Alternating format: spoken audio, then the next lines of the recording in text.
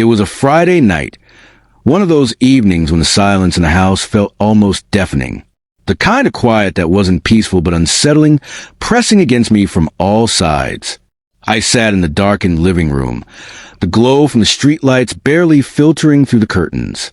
My mind raced, replaying the moment that had shattered everything I believed about my marriage.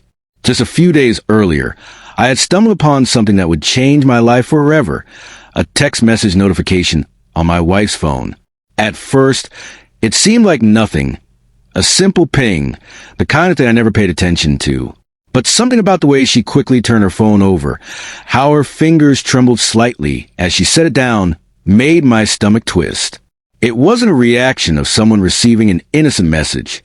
My pulse quickened as she left the room, and against my better judgment, I reached for her phone.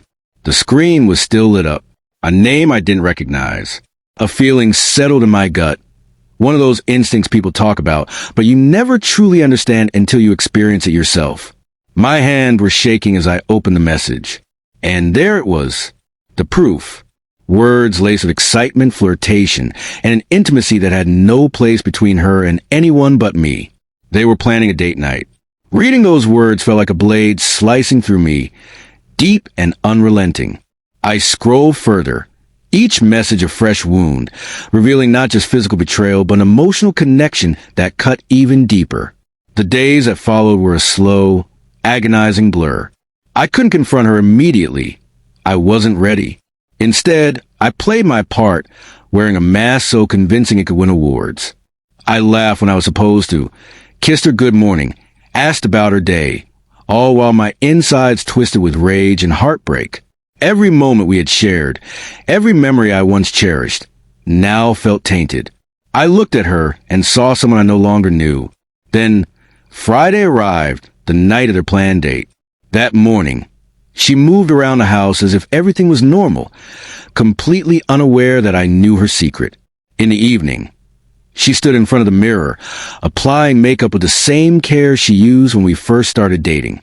My stomach turned at the sight. She caught my reflection in the mirror and smiled. "I'm going out with some friends tonight," she said casually, slipping on her heels. "I'll be back late." I nodded, forcing a smile, pretending I believed her. "Have fun," I said, my voice steady despite the storm raging inside me. She leaned in, kissing me softly, and it took every ounce of self-control not to pull away. As soon as the door clicked shut behind her, I exhaled sharply. It was time. I set the stage. The living room was dimly lit, the atmosphere eerily calm. I placed a bottle of her favorite wine on the table, the one she always reached for on special occasions.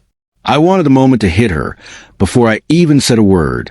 This wasn't going to be an explosion of anger or a dramatic outburst. No, I wanted her to feel the weight of my disappointment, the quiet devastation of betrayal. The hours dragged on, each tick of the clock a cruel reminder where she was, of who she was with. Finally, close to midnight, I heard the familiar hum of her car pulling into the driveway. My heart pounded, but I kept my breathing even. The door creaked open, and she stepped inside, pausing when she saw me sitting there awake. Her eyes flickered to the wine on the table, to the dim lighting, and I saw the exact moment realization struck. "Hey, you're still up?" she said, her voice light, but the nervous edge was impossible to miss. I held her gaze, my expression unreadable. "Yeah, couldn't sleep." She hesitated, then took a step forward. It was a fun night, just a quiet evening with the girls. I tilted my head slightly, studying her. "With the girls, huh?" My tone was calm, but the tension in the air thickened instantly. She swallowed hard. "Yeah, why?" I didn't answer right away. Instead, I reached for my phone, unlocking it with deliberate slowness. Then, without a word, I turned the screen toward her. The messages, the proof. Her face drained of color as her eyes flickered over the screen. Her breath hitched. "I know where you were tonight," I said quietly. "I know who you were with."